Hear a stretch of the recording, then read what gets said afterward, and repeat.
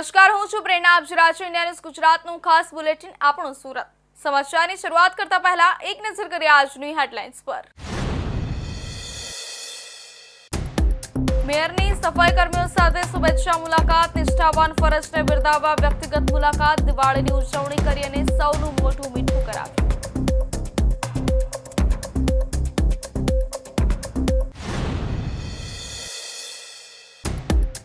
વીએપીએસ સ્વામિનારાયણ મંદિરે અન્નકૂટોત્સવ યોજાયો. 1300 થી વધુ વાનગીઓનો ભગવાનને ભોગ ધરાયો. 45,000 થી વધુ ભક્તોએ દર્શન કર્યા.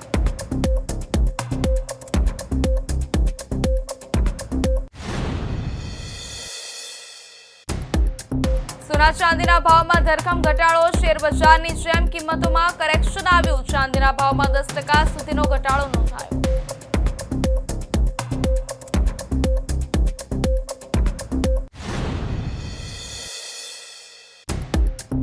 તહેવારો વચ્ચે ફરી વરસાદી માહોલ જામશે. 25 અને 26 ઓક્ટોબરે ભારે વરસાદની આગાહી. સૌરાષ્ટ્ર, દક્ષિણ ગુજરાતમાં ભારે વરસાદનું યલો એલર્ટ.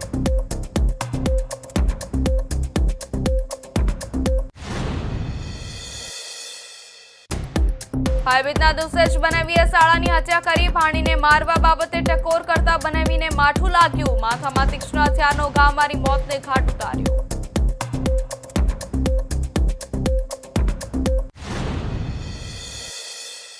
હવે સમાચાર જોઈએ વિસ્તારથી. તો દિવાળી અને નૂતન વર્ષના પાવન અવસર પર સુરત મહાનગરપાલિકાના મેયર દક્ષેશભાઈ માવાણી શહેરને સ્વચ્છ અને સુંદર રાખવા માટે સતત ફરજ બજાવતા સફાઈ કર્મચારીઓને શુભેચ્છા મુલાકાત કરી. મેયર આ અવસરે સફાઈ કર્મચારીઓના સેવાભાવ, સમર્પણ અને મહેનત માટે તેમનો હૃદયપૂર્વક આભાર વ્યક્ત કર્યો. સાથે સાથે તેઓ સુરત શહેરને વધુ સ્વચ્છ, હરિત અને સુંદર બનાવવા માટે સૌને સંકલ્પબદ્ધ થવા પ્રેરિત કરી.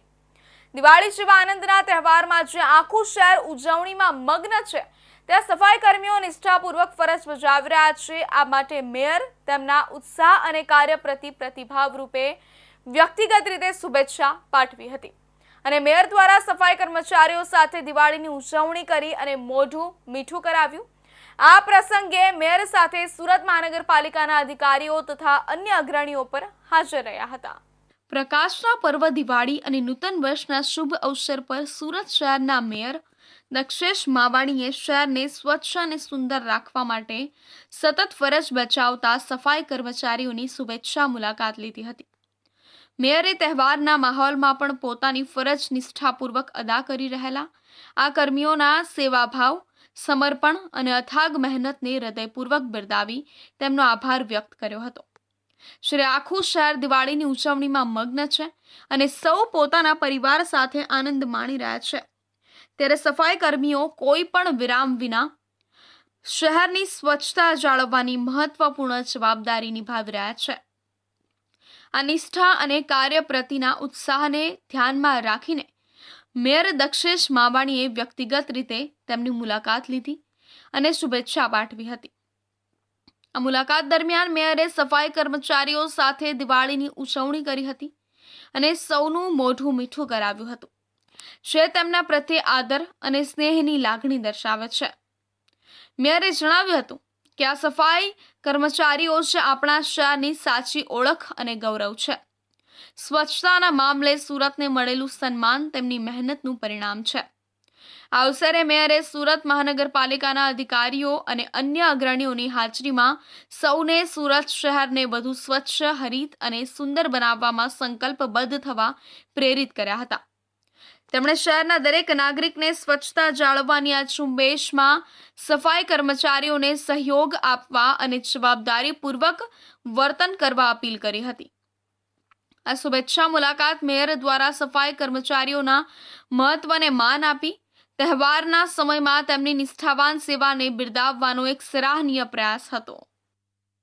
સુરતના બીએપીએસ સ્વામિનારાયણ અડાજણ મંદિરમાં નૂતન વર્ષના મંગલ પ્રારંભે ભવ્ય અન્નકૂટોત્સવનું આયોજન થયું હતું, જેમાં 1300 થી વધુ વિવિધ વાનગીઓનો ભોગ ભગવાન સ્વામિનારાયણને ધરાવવામાં આવ્યો હતો.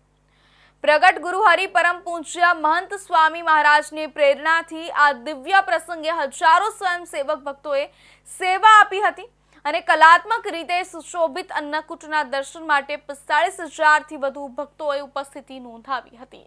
નૂતન વર્ષના મંગલ પ્રારંભે સુરત સ્થિત બીએપીએસ સ્વામિનારાયણ મંદિરમાં ભવ્ય અને દિવ્ય અન્નકૂટોત્સવનું આયોજન કરવામાં આવ્યું હતું. સંવંત 2082ના પ્રથમ દિવસે બીએપીએસ સંસ્થાના અડાજણ મંદિરે 1300થી વધુ વિવિધ વાનગીઓનો મનોહર થાળ ભગવાન સ્વામિનારાયણના ચરણોમાં ભક્તિભાવપૂર્વક ધરાવવામાં આવ્યો હતો. હિન્દુ પરંપરા મુજબ નૂતન વર્ષના પ્રથમ દિવસે ભક્તો મંદિરે ભગવાનના દર્શન કરીને નવા વર્ષનો શુભ પ્રારંભ કરતા હોય છે. આ પરંપરાને અનુસરીને પ્રગટ ગુરુહરિ પરમ પૂજ્ય મહંત સ્વામી મહારાજની પ્રેરણાથી વિશ્વભરના બીએપીએસ સ્વામિનારાયણ મંદિરોની જેમ સુરત મંદિરે પણ અન્નકૂટોત્સવનું સુંદર આયોજન થયું હતું. હજારો માતા ભક્તો દ્વારા સ્વયંસેવક ભાવે સેવા આપીને આ અન્નકૂટની તૈયારી કરવામાં આવી હતી. ભક્તોની અને શ્રદ્ધાથી તૈયાર થયેલી 1300થી વધુ વાનગીઓને અત્યંત કલાત્મક અને મનોહર સુશોભન સાથે ગોઠવવામાં આવી હતી. શરણ દર્શનાર્થીઓ માટે દિવ્ય વાતાવરણ સર્જ્યું હતું. બપોરના સમયે સંતો તથા સુરત શહેરના અગ્રણી મહાનુભાવો દ્વારા શાસ્ત્રોક્ત વિધિ મુજબ આ ભવ્ય અન્નકૂટોત્સવની આરતી ઉતારવામાં આવી હતી. 45,000થી વધુ ભાવિક ભક્તોએ આ અલૌકિક અન્નકૂટના દર્શનનો લાભ લીધો હતો અને ભગવાનના આશીર્વાદ પ્રાપ્ત કર્યા હતા. મંદિર પ્રશાસન અને સ્વયંસેવકો દ્વારા દર્શનાર્થીઓની વ્યવસ્થા અને સુગમતા માટે કરવામાં આવેલી ઉત્તમ વ્યવસ્થાને જોઈને ભક્તોએ ધન્યતા અનુભવી હતી. અન્નકૂટોત્સવ નૂતન વર્ષના પ્રારંભે ભક્તોમાં શ્રદ્ધા, ભક્તિ અને આનંદની લાગણીનો સંચાર કરનારો એક દિવ્ય અવસર બની રહ્યો હતો. આંતરરાષ્ટ્રીય બજારમાં સોનું અને ચાંદીના ભાવમાં મોટું કરેક્શન નોંધાયું છે, જેના કારણે સ્થાનિક બજારમાં પણ કિંમતોમાં ધરખમ ઘટાડો થયો છે. સોનાનો ભાવ પ્રતિ ઔન્સ $4,400 થી ઘટીને $4,000 અને ચાંદીનો ભાવ $54 થી ઘટીને $48 પર પહોંચ્યો છે. ચાંદીના 1 કિલોનો ભાવ ₹1.80 લાખથી ઘટીને ₹1.52 લાખ થયો છે. જ્યારે જ્વેલરી નિષ્ણાંત દીપકભાઈ ચોકસીએ આ ઘટાડાને સ્વાભાવિક માર્કેટ કરેક્શન ગણાવ્યું છે અને રોકાણકારોને ગભરાઈને વેચાણ ન કરવાની તેમજ અનુકૂળ સમયે રોકાણ કરવાની સલાહ આપી છે. સતત વધતા ભાવને કારણે રોકાણકારોમાં ચિંતા જગાવ્યા બાદ હવે સોના અને ચાંદીના આંતરરાષ્ટ્રીય બજારમાં મોટું કરેક્શન જોવા મળ્યું છે, જેના પગલે સ્થાનિક બજારમાં પણ કિંમતોમાં ધરખમ ઘટાડો નોંધાયો છે. જ્વેલરી બજારના નિષ્ણાંતો આ ઘટાડાને માર્કેટ કરેક્શન ગણાવી રહ્યા છે અને રોકાણકારોને ગભરાઈને વેચાણ ન કરવાની સલાહ આપી રહ્યા છે. માર્કેટ કરેક્શનના કારણે વૈશ્વિક સ્તરે કિંમતોમાં નોંધપાત્ર ઘટાડો થયો છે. આંકડાઓ પર નજર કરીએ તો સોનાના ભાવમાં પ્રતિ ઔન્સ $4,400 થી ઘટીને $4,000 પર પહોંચી ગયો છે. ચાંદીના ભાવમાં પણ મોટો કડાકો બોલ્યો છે. ચાંદીનો ભાવ પ્રતિ ઔન્સ $54 થી ઘટીને $48 પર પહોંચ્યો છે, જે લગભગ 10% જેટલું કરેક્શન સૂચવે છે. આંતરરાષ્ટ્રીય કરેક્શનની સીધી અસર ભારતીય બજારમાં પણ જોવા મળી છે. ખાસ કરીને ચાંદીના ભાવમાં ચાંદીનો 1 કિલોનો ભાવ ₹1.80 લાખથી ઘટીને ₹1.52 લાખ પર પહોંચ્યો છે. જોકે સોનાના 10 ગ્રામના ભાવનો ચોક્કસ ઘટાડો સ્પષ્ટ નથી, પરંતુ અન્ય આંકડા મુજબ સોનું ₹1.52 લાખથી ઘટીને ₹1.27 લાખ પર આવ્યું છે. ડી ખુશાલદાસ જ્વેલરના માલિક દીપકભાઈ ચોકસીએ આ ઘટાડા અંગે વિશ્લેષણ કરતા જણાવ્યું હતું કે સતત વધતા ભાવની વચ્ચે ક્યાંય પણ કરેક્શન આવ્યું નહોતું.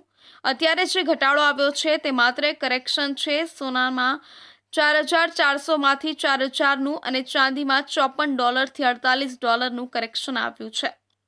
દીપકભાઈ ચોકસીએ વધુમાં ઉમેર્યું હતું કે સોના અને ચાંદીમાં હાલમાં શેરબજાર જેવી સ્થિતિ આવી ગઈ છે, એટલે કે ભાવ ઘટશે અને વધશે.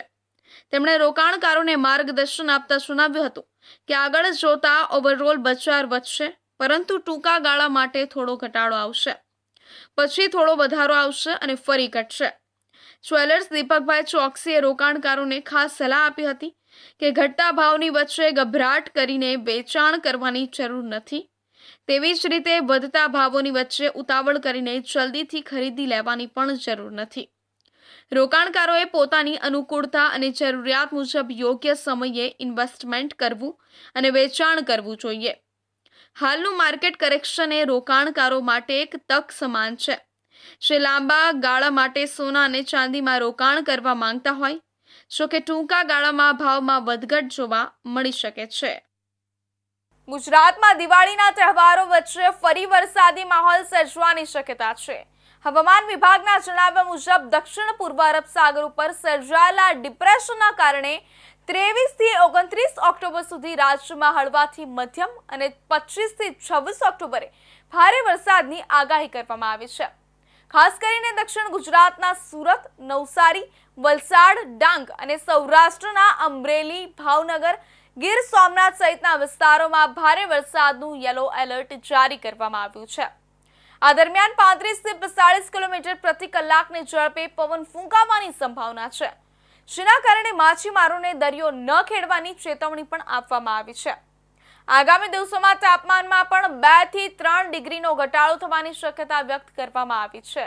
ગુજરાતમાં દિવાળીના તહેવારો વચ્ચે ફરી એકવાર વરસાદી માહોલ સર્જાવાની સંભાવના છે.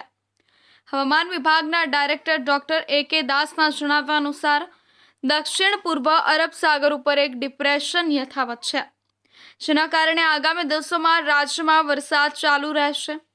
23 ઓક્ટોબરથી 29 ઓક્ટોબર સુધી ગુજરાત રાજ્યમાં હળવાથી મધ્યમ વરસાદ રહેવાની આગાહી છે, જ્યારે 25 અને 26 ઓક્ટોબરે ભારે વરસાદની શક્યતા વ્યક્ત કરવામાં આવી છે.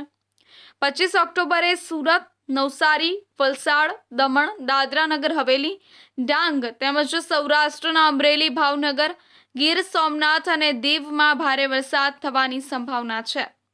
આ દરમિયાન સૌરાષ્ટ્રમાં 30 થી 40 કિલોમીટર પ્રતિ કલાકની ઝડપે પવન ફૂંકાવાની પણ ચેતવણી આપવામાં આવી છે અને માછીમારોને દરિયો ન ખેડવાની સલાહ આપવામાં આવી છે. આગામી દિવસોમાં તાપમાનમાં પણ 2 થી 3 ડિગ્રી સેન્ટીગ્રેડનો ઘટાડો થશે. વાતાવરણ ખરાબ રહેવાના કારણે 25 અને 26 ઓક્ટોબરના રોજ માછીમારોને દરિયો ન ખેડવાની ચેતવણી આપવામાં આવી છે, જેમાં પવનની ગતિ 35 થી 45 કિલોમીટર પ્રતિ કલાક અને ઝાપટા સાથે 55 કિલોમીટર પ્રતિ કલાક સુધી પહોંચવાની શક્યતા છે. પોર્ટ વોર્નિંગ DC-1 હજી પણ યથાવત છે. આગામી 2 દિવસ મહત્તમ તાપમાનમાં કોઈ મોટો ફેરફાર નહીં, પરંતુ ત્યારબાદ 2 થી 3 ડિગ્રી સેન્ટીગ્રેડનો ઘટાડો થશે, જ્યારે ન્યૂનતમ તાપમાનમાં આગામી 4 દિવસ કોઈ મોટો ફેરફાર નહીં, પરંતુ ત્યારબાદ 2 થી 3 ડિગ્રી સેન્ટીગ્રેડનો ઘટાડો થશે. અને હવામાન વિભાગના ડાયરેક્ટર ડોક્ટર A.K. દાસના જણાવ્યા અનુસાર એક ડિપ્રેશન હાલમાં દક્ષિણ પૂર્વ અરબ સાગર ઉપર યથાવત છે. તેની ધીમી ગતિ છેલ્લા 6 કલાકમાં 5 કિલોમીટર પ્રતિ કલાકની છે અને તે ઉત્તર પૂર્વ દિશામાં દક્ષિણ પૂર્વ અરબ સાગર થઈને પૂર્વ મધ્ય અરબ સાગર તરફ આગળ વધશે. અમદાવાદમાં આજે આંશિક વાદળછાયું વાતાવરણ રહેશે અને મહત્તમ તાપમાન 36 ડિગ્રી સેન્ટીગ્રેડ અને ન્યૂનતમ તાપમાન 25 ડિગ્રી સેન્ટીગ્રેડની આસપાસ રહેવાની શક્યતા છે. જ્યારે હવામાન નિષ્ણાત પરેશ ગોસ્વામીના જણાવ્યા અનુસાર રાજ્યની અંદર ફરી એક માવઠાનો વરસાદનો રાઉન્ડ આવી રહ્યો છે, જેમાં 25 ઓક્ટોબર 2025 થી 2 નવેમ્બર 2025 દરમિયાન રાજ્યના અનેક વિસ્તારમાં સામાન્યથી મધ્યમ માવઠાના વરસાદ જોવા મળે તેવું અનુમાન છે. માવઠા દરમિયાન પવનની ઝડપ પણ નોર્મલ કરતાં વધી શકે છે. હવે સમય છે એક વિરામનો.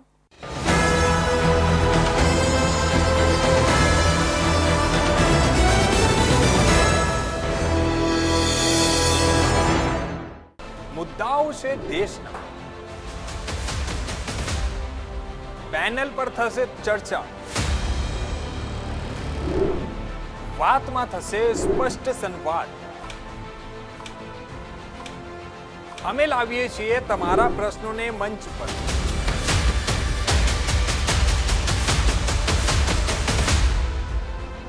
કેમ કે સમસ્યા તમારી, લડત તમારી. જુઓ મારી સાથે ફક્ત इंडिया न्यूज गुजरात पर.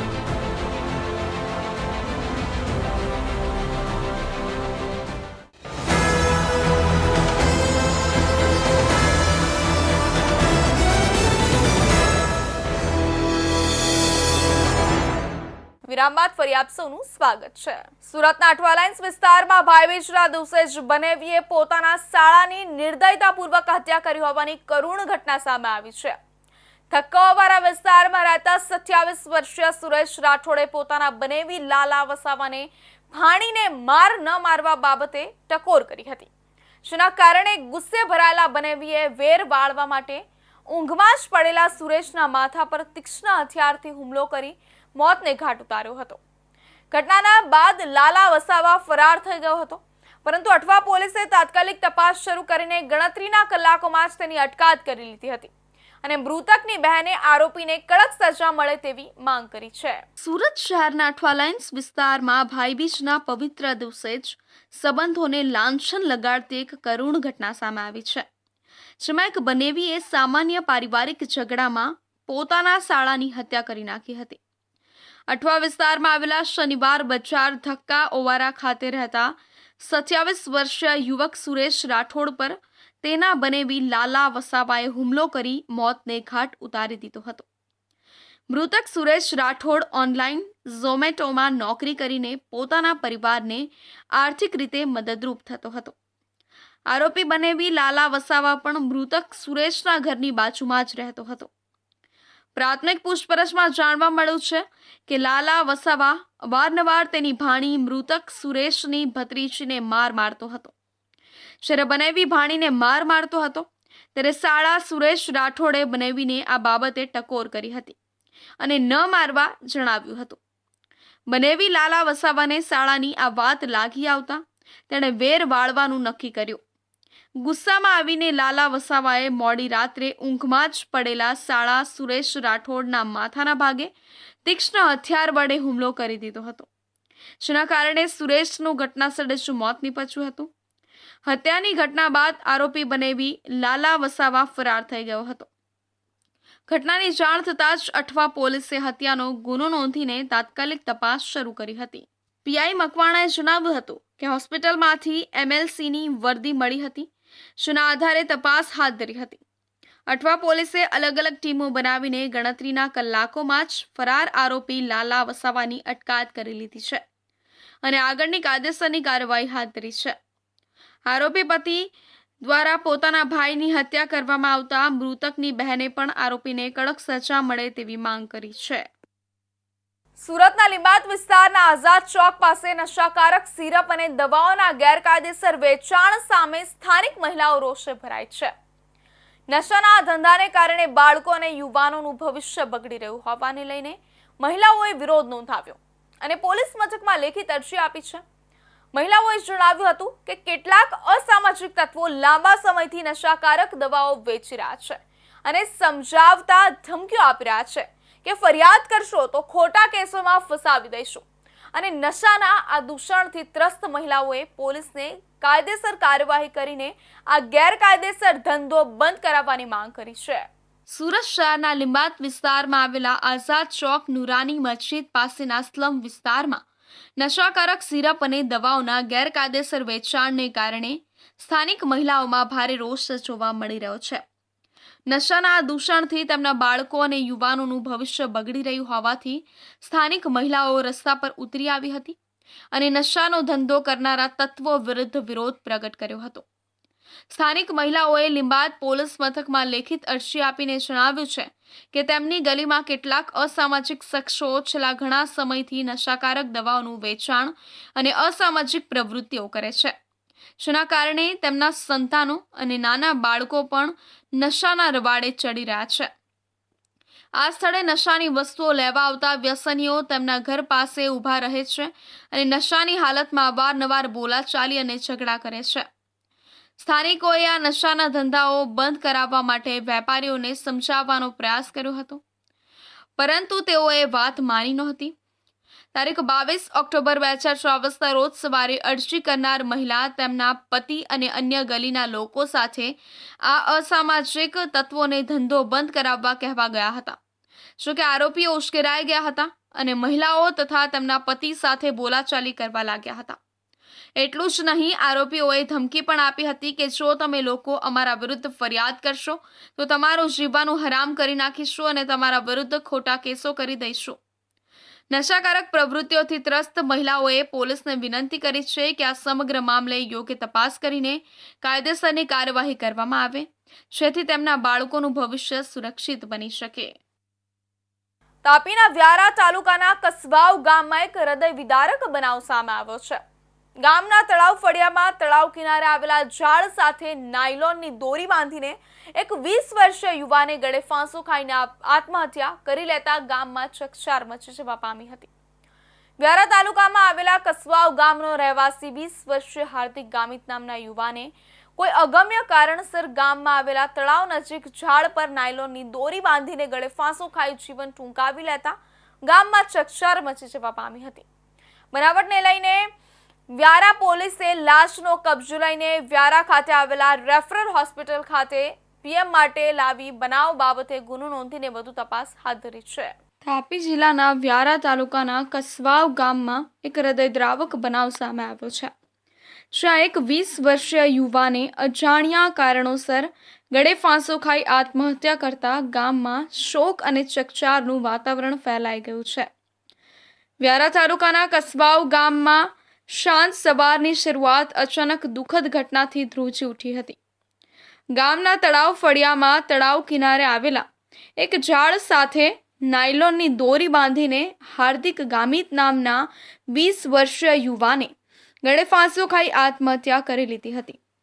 આ દ્રશ્ય જોવા મળતા જ ગામ લોકોમાં ચકચાર મચી ગઈ હતી અને લોકોએ તરત જ આ અંગે પોલીસને જાણ કરી હતી. હાર્દિક ગામિત ગામનો જ રહેવાસી હતો અને તેના આકસ્મિક મૃત્યુને લઈને પરિવારજનો તથા ગામ લોકો સ્તબ્ધ થઈ ગયા હતા. પ્રાથમિક માહિતી મુજબ હાર્દિકે આ પગલું શા માટે ભર્યું તે અંગે ચોક્કસ કારણો હજી સુધી સામે આવ્યા નથી. જોકે માનસિક તણાવ કે વ્યક્તિગત પરિસ્થિતિઓને કારણે આ ઘટના બની હોવાની આશંકા વ્યક્ત કરવામાં આવી રહી છે. સ્થાનિક લોકોએ ઘટના સ્થળે ભીડ એકત્ર કરી હતી. ઘટનાની જાણ થતાં જ વ્યારા પોલીસ તાત્કાલિક સ્થળ પર પહોંચી ગઈ હતી અને લાશનો કબજો લઈને જરૂરી તપાસની પ્રક્રિયા હાથ ધરી હતી. ત્યારબાદ મૃતદેહને વ્યારાની રેફરલ હોસ્પિટલ ખાતે પોસ્ટમોર્ટમ માટે ખસેડવામાં આવ્યો હતો. પોલીસ સૂત્રો અનુસાર મૃતકના પરિવારજનોના નિવેદનો લેવામાં આવી રહ્યા છે અને હાર્દિકે આત્મહત્યા શા માટે કરી તેની તપાસ ચાલી રહી છે. ગામના શાંત વાતાવરણ વચ્ચે બનેલી આ દુઃખદ ઘટનાએ સમગ્ર ગામને શોકમગ્ન બનાવી દીધું છે. યુવાન હાર્દિકના મૃત્યુ બાદ ગામમાં શોકની લાગણી છવાઈ ગઈ છે. પરિવારજનોના રુદનથી વાતાવરણ ગમગીન બની ગયું હતું. પોલીસ દ્વારા વધુ તપાસ હાથ ધરાઈ રહી છે અને આત્મહત્યાના કારણોને લઈને હજી સ્પષ્ટતા થવાની બાકી છે. એક વધુ નિર્દોષ યુવાને અજાણ્યા કારણોસર જીવન ટૂંકાવી લેતા ફરી એકવાર પ્રશ્ન ઊભો થયો છે. શું આજના યુવાનો માનસિક તાણ સામે લડવામાં પાછળ પડી રહ્યા છે? પોલીસની તપાસ બાદ આ દુઃખદ ઘટનાના સાચા કારણો સામે આવી શકે છે. સુરતના લીંબાદ વિસ્તારમાં દિવાળીની રાત્રે ફટાકડા ફોડવા જેવી નાની બાબતે થયેલી બોલાચાલીએ ગંભીર સ્વરૂપ ધારણ કર્યું હતું, જેમાં વિકી નામના શખ્સ અને તેના અજાણ્યા મિત્રએ 24 વર્ષીય દીપક ચંદ્રદેવ પાંડે પર તીક્ષ્ણ હથિયાર વડે હુમલો કરી ગંભીર ઈજા પહોંચાડી હતી. હુમલા પહેલા બંને આરોપીઓએ ગાળાગાળી અને ટીકા મૂકી પણ કરી હતી. હુમલો કર્યા બાદ બંને ફરાર થઈ ગયા હતા અને દીપક પાંડે લીંબાદ પોલીસમાં ફરિયાદ નોંધાવતા પોલીસે ગુનો દાખલ કરી સીસીટીવી સહિતના પુરાવાના આધારે આરોપીની ધરપકડ માટે ચક્રો ગતિમાન કર્યા છે. સુરત શહેરના લીંબાદ વિસ્તારમાં દિવાળીની રાત્રે ફટાકડા ફોડવા જેવી નજીવી બાબતે થયેલી બોલાચાલીએ ગંભીર સ્વરૂપ ધારણ કર્યું હતું, જેમાં બે અજાણ્યા શખ્સોએ એક યુવક પર તીક્ષ્ણ હથિયાર વડે હુમલો કરી ગંભીર ઈજા પહોંચાડી ફરાર થઈ ગયા હતા. પોલીસે આરોપીની શોધખોળ શરૂ કરી છે.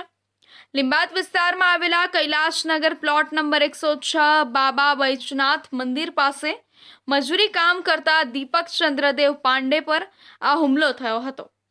તારીખ 21 ઓક્ટોબર 2025ના રોજ આશરે 3 વાગ્યાના સુમારે દીપક પાંડે પર વિકી નામના એક શખ્સ અને તેના એક અજાણ્યા મિત્ર દ્વારા હુમલો કરવામાં આવ્યો હતો. આ ઝઘડો ફટાકડા ફોડવા બાબતે શરૂ થયો હતો.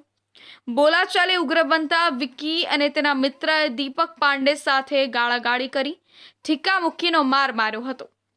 હુમલા દરમિયાન વિક્કીના અજાણ્યા મિત્રએ તેની પાસેના કોઈ તીક્ષ્ણ હથિયાર વડે દીપક પાંડેના જમણા પડખાના ભાગે અને જમણા પગના ઘૂંટણના ભાગે ઘા મારી ગંભીર ઈજા પહોંચાડી હતી. હુમલો કર્યા બાદ બંને આરોપીઓ તાત્કાલિક સ્થળ પરથી ભાગી છૂટ્યા હતા. ગંભીર રીતે ઘાયલ થયેલા દીપક પાંડે દ્વારા લિંબાયત પોલીસ સ્ટેશનમાં વિક્કી અને તેના અજાણ્યા મિત્ર વિરુદ્ધ કાયદેસરની ફરિયાદ નોંધવામાં આવી છે. એએસઆઈ રાજેન્દ્રભાઈ નટવરભાઈએ આ મામલે ગુનો નોંધીને આરોપીઓ વિક્કી અને તેના મિત્રની શોધખોળ શરૂ કરી છે. પોલીસે સીસીટીવી અને અન્ય માધ્યમો દ્વારા આરોપીઓના પૂરા નામ સરનામા મેળવીને તેમની ધરપકડના ચક્રો ગતિમાન કર્યા છે. તો આ હતા અત્યાર સુધીના મહત્વના સમાચાર. વધુ સમાચારો માટે જોતા રહેજો ઇન્ડિયા ન્યૂઝ ગુજરાત.